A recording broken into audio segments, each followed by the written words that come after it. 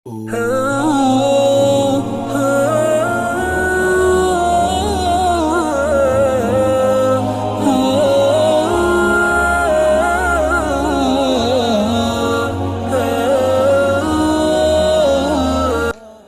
باللہ من الشیطان الرجیم، بسم اللہ الرحمن الرحیم۔ السلام علیکم ورحمۃ اللہ وبرکاتہ۔ ایک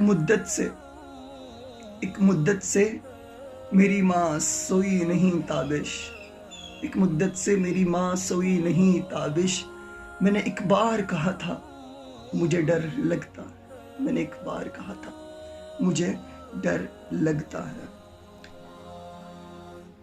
ایک بندہ اپنی ایک ریئل سٹوری لکھ رہا تھا، میں نے کہیں پڑھی تو مجھے لگا کہ جیسے میں آپ کے ساتھ شیئر کروں۔ وہ لکھتا ہے کہ میں نے جب ہوش سنبھالا تو میرے والد کا دست شفقت میرے اوپر سے اٹھ چکا تھا۔ وہ راہ اجل کے سفر پر پرواز کر چکے تھے۔ میری عظیم ماں، جس نے مجھے ممتا کا پیار بھی دیا اور باپ کی شفقت بھی دی، اور کسی بھی چیز کی کبھی محسوس نہیں ہونے دی کہ مجھے کسی چیز کی کمی ہے۔ لوگوں کے گھر جاتی اور کپڑے دھوتی، ہر محنت کرتی کہ میری ہر خواہش پوری کر سکے۔ میں اسکول جاتا، اسکول سے واپس آتا تو وہ ہاتھ میں ٹھنڈے پانی کا گلاس لے کے کھڑی ہوتی، مجھے گرم کھانا دیتی، ٹھنڈا پانی دیتی، مجھے بھوک میں میرے ہر چیز کا خیال رکھی۔ اور جب میں پوچھتا کہ ماں تجھے بھوک تو نہیں ہے، کھانا کیوں نہیں کھا رہی، تو ماں کا ایک ہی جواب ہوتا کہ بیٹے مجھے بھوک نہیں ہے، کہ بیٹے مجھے بھوک نہیں ہے۔ ہم اتنے غریب تھے، لیکن اتنی غربت میں بھی میری ماں نے مجھے کبھی غربت کا احساس ہونے نہیں دیا۔ دن گزرتے گئے، وقت گزرتا گیا، میں بڑی کلاس میں پہنچ گیا۔ میں جب بڑی کلاس میں پہنچ گیا تو میں اسکول سے آتے ہوئے مجھے دیر ہو جاتی تھی۔ جب مجھے اسکول سے آتے ہوئے دیر ہو جاتی تھی تو میری ماں کھانا بنا کے ٹفن میں پیک کر کے میرے اسکول لے آیا کرتی تھی کہ مجھے بھوک لگ رہی ہے۔ لیکن میری ماں کا میرے اسکول آنا مجھے بالکل گوارا نہیں تھا، مجھے بالکل پسند نہیں تھا، کیونکہ ان کی ایک آنکھ نہیں تھی۔ سنیے گا، ان کی ایک آنکھ نہیں تھی، اس لیے ان کا چہرہ بدصورت نظر آتا تھا، اس لیے مجھے ان کا میرے اسکول آنا پسند نہیں تھا۔ میری ماں کا میرے اسکول آنا پسند نہیں تھا۔ دوست مذاق اڑاتے، مجھے شرمندگی ہوتی کہ میری ماں کی ایک آنکھ نہیں ہے۔ میں نے ایک دن بہت بدتمیزی سے اونچی آواز میں کہہ دیا کہ ماں میرے اسکول نہ آیا کرو، میرے اسکول نہ آیا کرو۔ اللہ اکبر۔ ایک آنکھ نہ ہونے کی وجہ سے میں ان کا تعارف نہیں کروایا کرتا تھا، میں ان کا تعارف اپنے دوستوں کے ساتھ کروانے میں ایک آر سمجھتا تھا کہ کتنا عجیب لگے گا کہ وہ انسان لکھتا ہے کہ میں ایک آر سمجھتا تھا۔ وقت گزرتا گیا، میں نے تعلیم مکمل کر لی، مجھے ایک نوکری مل گئی، میری شادی ہو گئی۔ میں شادی کے بعد اپنی بیوی کے ساتھ باہر چلا گیا اور ماں کو یہیں چھوڑ گیا۔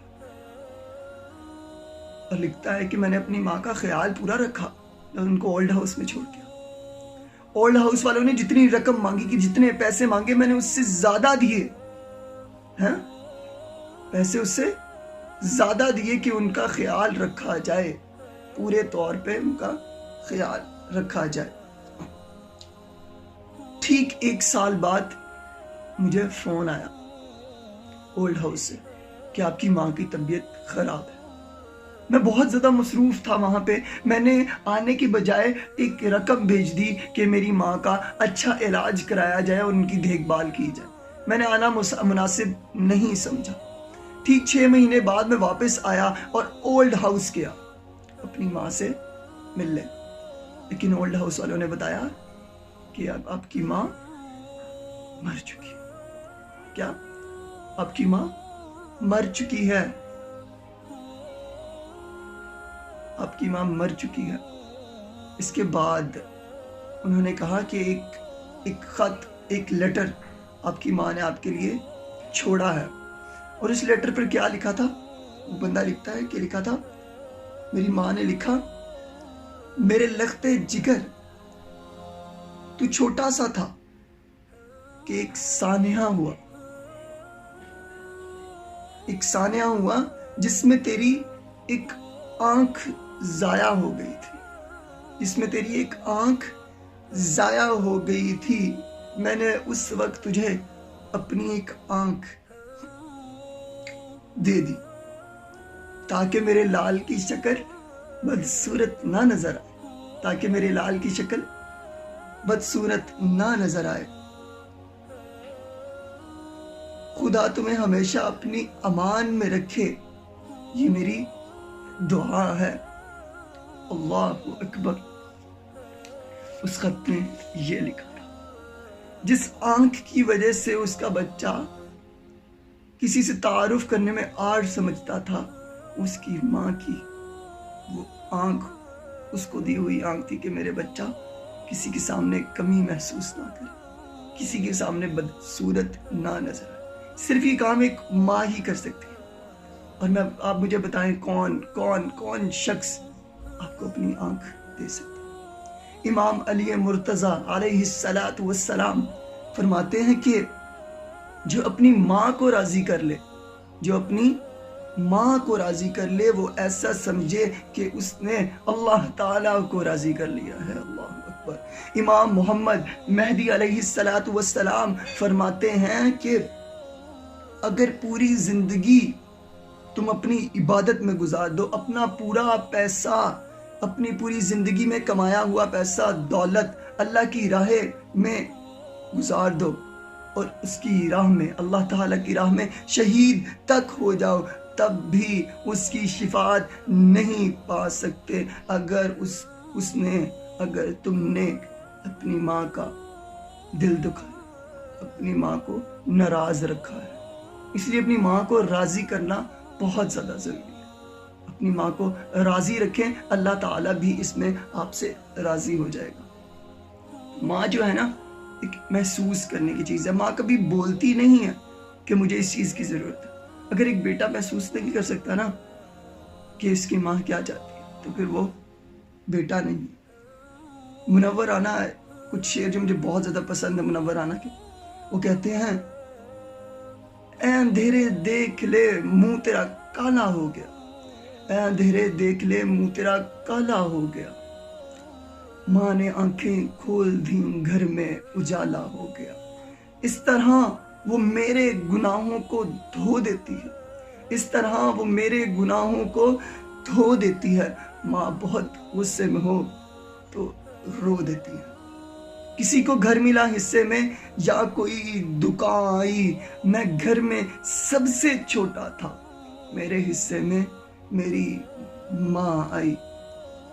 اور آخری شعر، یہ ایسا قرض ہے جو میں ادا کر ہی نہیں سکتا، یہ ایسا قرض ہے جو میں ادا کر ہی نہیں سکتا، کہ جب تک میں گھر نہ لوٹوں میری ماں سجدے میں رہتی ہے، میری ماں سجدے میں رہتی ہے۔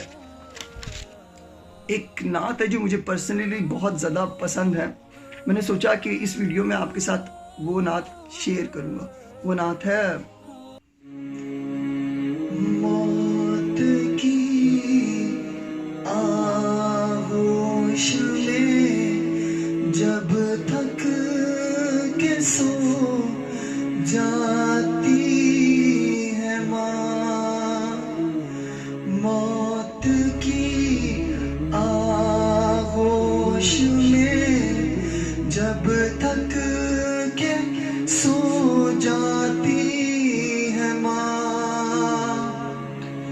پھر جا کر کہیں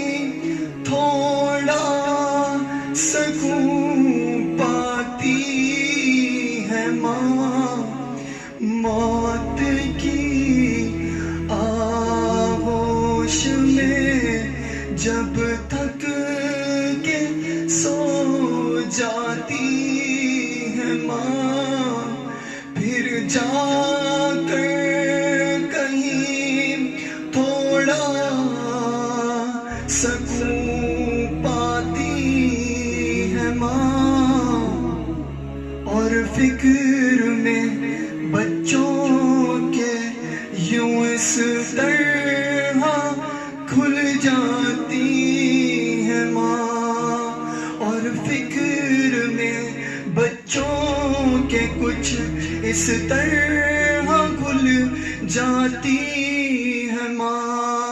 نوجوان ہوتے ہوئے بوڑھی نظر آتی ہے ماں، موت کی آغوش میں جب تھک کے سو جاتی ہے ماں، کہ گھر سے جب پردے سے جاتا ہے کوئی نور نظر، جب گھر سے پردے سے کوئی جاتا ہے نور نظر، ہاتھ میں قرآن لے کے در پہ آ جاتی ہے ماں،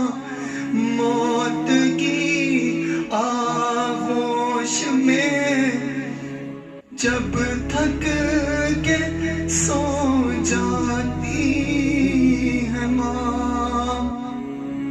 اور مامتا کیا چیز ہے، اور مامتا کیا چیز ہے، اور پیار کہتے ہیں کسے، مامتا کیا چیز ہے اور پیار کہتے ہیں کسے، کوئی ان بچوں سے پوچھے جن کی مر جاتی ہے ماں، موت کی آغوش میں جب تھک کے سو جاتی ہے ماں، پھر جا